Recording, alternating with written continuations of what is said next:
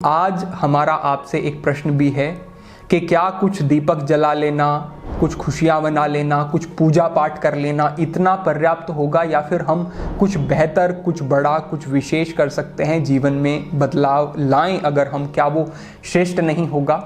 हम संकेत ये करते हैं कि आप देखें, भगवान श्री राम ने ग्रंथों के रूप में लिपिबद्ध रूप से कुछ भी नहीं संकेत किया। उन्होंने जो भी संकेत किए वो जी करके दिखाया। उनके जीवन से हम बहुत कुछ सीख सकते हैं, उनके व्यवहारों से, उनके दृष्टिकोण से, उनके एक एक परिस्थिति के प्रति जो वो प्रतिक्रिया की उन्होंने, वो हमें बहुत कुछ सिखाकर चला जाता है। क्या हमें उन वास्तविक सीख को अपने जीवन में धारण नहीं करना चाहिए? और क्या वही वास्तविक प्रसन्नता नहीं लेकर के आएगा हमारे जीवन में? अन्यथा एक दिन आप खुशियां मना लेंगे, लेकिन जो बाकी के आपके दिन है पूरे वर्ष के, वो उसी प्रकार की नकारात्मकता से, उन्हीं मानसिक विकारों से, उन्हें जीवन की समस्याओं से और अनेक स्थितियां जो बनती हैं, उतार चढ़ाव आते हैं जीवन में, व्यक्ति फंसा रहता है उनमें, लेकिन उनसे मुक्त हुआ जा सकता है। एक संकेत के माध्यम से हम आपको आकर्षित कराना चाहते हैं आपका ध्यान इस ओर। जब महर्षि विश्वामित्र के हवन में, अग्निहोत्र में जो वो अनुष्ठान करते थे, मारीच आदि जो राक्षस थे वो विघ्न डाल रहे थे, उनके अनुष्ठान पूरे नहीं होते थे, तब महर्षि विश्वामित्र राजा दशरथ के पास जाते हैं और उनसे जाकर के कहते हैं कि आपका कर्तव्य है, आपके राज्य में जो ब्राह्मण हैं, जो ऋषि हैं, उनके अनुष्ठानों को, उनमें कोई बाधा ना पड़े, आपका ये कर्तव्य है। राजा दशरथ कहते हैं कि निश्चित रूप से मैं इससे भली भांति अवगत हूँ और आप बस कहें मैं पूरी तरह से आपकी सेवा में संलग्न हो जाऊंगा। वहां पर ऋषि विश्वामित्र कहते हैं कि हमें राम चाहिए। इतना सुनते ही राजा दशरथ बड़े व्यथित हो जाते हैं, क्योंकि राम में तो सभी के यूं तो प्राण बसते थे, सभी उनसे अतिशय प्रेम करते थे, लेकिन राजा दशरथ तो कहते थे कि कहूँ हूँ सुभाहु न कछु मन माही, जीवन मोरा राम बिनु नाही। कि ये बात मैं कुछ बना करके नहीं कह रहा हूँ, ये मैं स्वभाव बता रहा हूँ अपना, ये मेरा स्वभाव है कि जीवन मोरा राम बिनु नाही, कि मैं अपने जीवन की राम के बिना कल्पना भी नहीं कर सकता। जब विश्वामित्र राजा दशरथ से प्रभु श्री राम को मांगते हैं तो वो कांप जाते हैं, वो बड़े व्यथित हो जाते हैं। वो कहते हैं कि मैं अंतिम प्राण तक आपकी सेवा करता रहूंगा, लेकिन राम को ना मांगे, वो तो अभी छोटे हैं, उन्हें तो अभी बहुत अनुभव नहीं है। ये सब बातें जब राजा दशरथ ऋषि विश्वामित्र को कहते हैं तो वो बड़े क्रोधित हो जाते हैं और कहते हैं कि बातों को निभाने में और बातों को कहने में बड़ा अंतर होता है, आप निभाने में सक्षम नहीं है। वहां पर महर्षि वशिष्ठ कहते हैं राजा दशरथ को कि आपने शायद श्री राम को अब तक पहचाना नहीं। वशिष्ठ भी और विश्वामित्र भी शायद किताबों के पन्नों में रह जाएंगे, लेकिन राम युग को बदलने आए हैं। राम कुछ ऐसा करने आए हैं जिसको युग युगांतर तक जाना जाएगा। इस राष्ट्र की पहचान उनके नाम से होगी। आप संदेह ना करें, आप ऐसा मन में ना लाएं कि वो सक्षम नहीं है। हो सकता है पूरी प्रजा और आप भी सक्षम नहीं है, लेकिन प्रभु तो सक्षम हैं। ऐसा विश्वास जब हम भी अपने भगवान के ऊपर रखेंगे कि भगवान सब स्थितियों को ठीक कर देंगे, भगवान के सामने सारी स्थितियां, सब कुछ छोटा है, ऐसा विश्वास करके अपने जीवन में किए गए कर्मों को, कार्यों को उनके ऊपर समर्पित करेंगे, उनके चरणों में, तो निश्चित रूप से जीवन में हम बहुत बड़ा भार अपने कंधों से उतार देंगे। फिर वहां पर एक और संकेत आता है, जब दशरथ पूछते हैं महर्षि विश्वामित्र से कि आपको राम ही क्यों चाहिए, तो महर्षि विश्वामित्र वहां पर बड़ी सुंदर बात कहते हैं कि यौवनम धन संपत्ति प्रभुतम अविवेकता एकमपि अनर्थाये किम यत्र चतुष्टयम। कि यौवन, धन, संपत्ति, प्रभुत्व, इन चारों में से अगर कोई एक भी किसी व्यक्ति के पास आ जाए तो बड़े अनर्थ होने की संभावना है। और राम के पास ये चारों हैं, यौवन है, धन है, संपत्ति है, प्रभुत्व है, लेकिन फिर भी इसके अंदर अहंकार नहीं है। मैं आश्चर्यचकित हूं देख करके।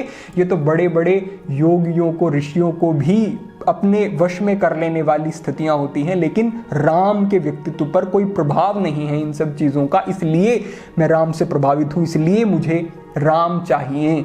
आप देखें, किसी व्यक्ति के ऊपर बड़ा यौवन होता है, जवानी का समय उसका होता है, तो देखें उसकी चाल ढाल बदल जाती है। एक व्यक्ति किसी दिन कोई बहुत अच्छे वस्त्र भी पहन लेता है तो उसका चलने का, बात करने का तरीका सब कुछ बदल जाता है। यौवनम, धन, अगर बहुत धनी कोई व्यक्ति हो जाता है तो दूसरे व्यक्तियों को छोटा समझने लगता है और अपने आप को समझता है कि बस मैं ही हूं जो बड़ा सामर्थ्य रखता है। संपत्ति, बहुत कोई विरासत में चीजें मिल जाए किसी को तो उसके अंदर भी विकार आ जाते हैं, अकर्मण्यता आ जाती है, कार्य नहीं करता, प्रमादी हो जाता है, आलसी हो जाता है।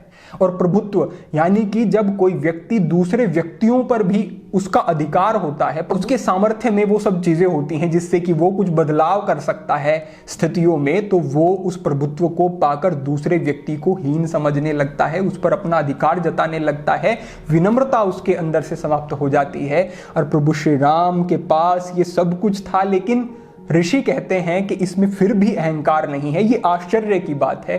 सीखें अपने प्रभु से। उनको जब आप उनके गुणों को अपने अंतःकरण में अनुभव करेंगे, देखेंगे कि वो हमें क्या सिखाना चाहते थे, कैसा जीवन जी करके वो गए। वो एक स्थिति के हर परिस्थिति में सम ही रहना, हर परिस्थिति में मुस्कुरा ही देना, किसी भी परिस्थिति को बड़ा भार ना समझना, सहज उसको स्वीकार करके आगे बढ़ना। एक बार वो सभी प्रकार के सुख सुविधाओं में हैं, अगले ही दिन वो राजा बनने वाले हैं और वहीं पर वनवास का आदेश पा करके वो कहते हैं कि मेरे तो जैसे भाग्य जाग उठे, मैं तो अब जंगल में रहूंगा, वहां पर ऋषि होंगे, उनके सानिध्य में रहूंगा, उनसे मुझे बहुत कुछ सीखने को मिलेगा, प्रकृति के सानिध्य में रहूंगा और मुझे अपने लिए समय मिलेगा। उसमें भी वो कुछ सकारात्मक देख रहे हैं। तो आप देखें कि जीवन में आपके पास बहुत कुछ आ सकता है, आपके पास धन, संपदा, वैभव, प्रभुत्व सब कुछ आ सकता है, लेकिन उन स्थितियों को आप कैसे देखते हैं, उन स्थितियों में क्या आप अपने मद में मग्न हो जाते हैं या फिर आप विवेक को विकसित रखते हैं और सही गलत का बोध रखते हुए सही का चुनाव करके एक अनुकूल व्यवहार करते हैं, या फिर अहंकार में आकर के और उन सब स्थितियों में फंस के आप पतन की ओर जाते हैं। ये व्यक्ति का अपना चुनाव होता है। प्रभु ने हमें ये भी संकेत किया कि जिस भी संबंध में हो, जिस भी कार्य को कर रहे हो, उसमें गुणवत्ता का अभाव नहीं होना चाहिए। जब आप भाई के रूप में प्रभु को देखते हैं तो वो सर्वश्रेष्ठ अनुभव होते हैं, पति के रूप में देखते हैं तो सर्वश्रेष्ठ, पुत्र के रूप में देखते हैं तो सर्वश्रेष्ठ अनुभव होते हैं, और अगर शत्रु के रूप में भी देखते हैं तो भी सर्वश्रेष्ठ ही अनुभव होते हैं। किसी भी तरीके से अगर आप भगवान को देखते हैं, प्रभु श्री राम को देखते हैं, तो आपको एक ऐसी बड़ी परिभाषा मिलेगी उस संबंध की, उस स्थिति की, जिसका कोई विकल्प नहीं हो सकता। उस स्थिति में उससे बेहतर और कुछ हो ही नहीं सकता। वो प्रेरणा आपको मिलेगी। तो इन प्रेरणाओं को लें। आगे बढ़ते हुए जो एक और महत्वपूर्ण प्रेरणा हमें लगती है वो है जीवन में सिद्धांतों का होना। जिस व्यक्ति के जीवन में कोई सिद्धांत नहीं, जिस ओर उसे उसकी इंद्रियां, जिस ओर उसे दूसरे व्यक्ति या फिर बहुत सारी परिस्थितियां उसके जीवन में बनती हैं, वो उसी ओर बहा चला जाता है, तो जीवन का वजन समाप्त हो जाता है। जीवन में कुछ नियम होने चाहिए, अपने संकल्पों के प्रति व्यक्ति दृढ़ होना चाहिए।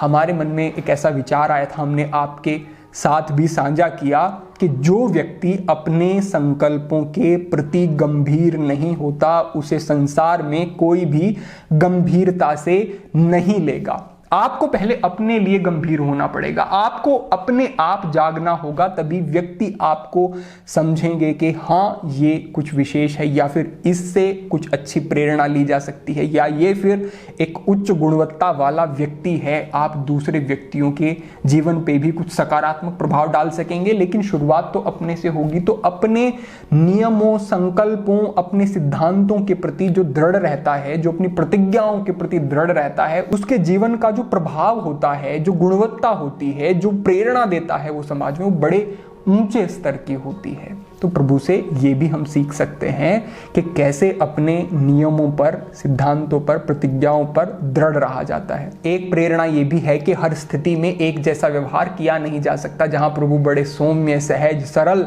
दिखाई देते हैं, लेकिन जब आवश्यकता होती है तो फिर वो क्रोधित भी दिखाई देते हैं, फिर वो शस्त्रों को भी उठाते हैं और उनके शस्त्रों के सामने कोई टिक भी नहीं पाता। तो दूसरा ये पक्ष भी है कि जहां अधर्म हो रहा है तो वहां पर उसका प्रतिकार करना भी जरूरी है।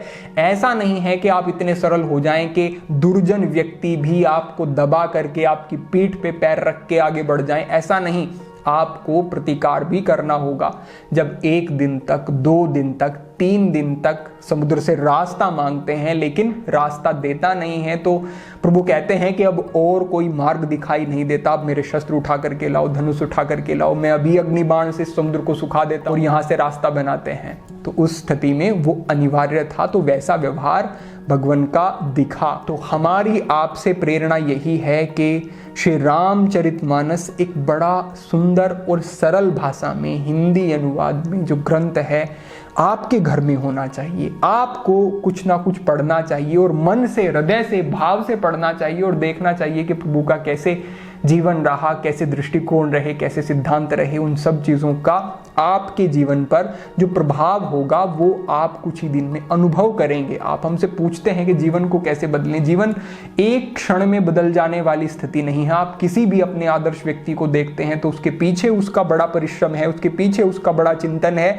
उसने अपने ऊपर कार्य किया है, तब वो आज वैसा दिखाई देता है। जीवन बदलना है तो इन सब चीज़ों से शुरुआत करें, और जीवन तब बदलता है जब विचार बदलते हैं, अंतःकरण में जो भाव होते हैं, वो स्थितियां होती हैं, उनमें बदलाव आते हैं, और वो वैसे ही आएंगे जैसे जैसे आप उन चीज़ों को पढ़ेंगे, समझेंगे और अनुभव के स्तर पर लेकर के आएंगे।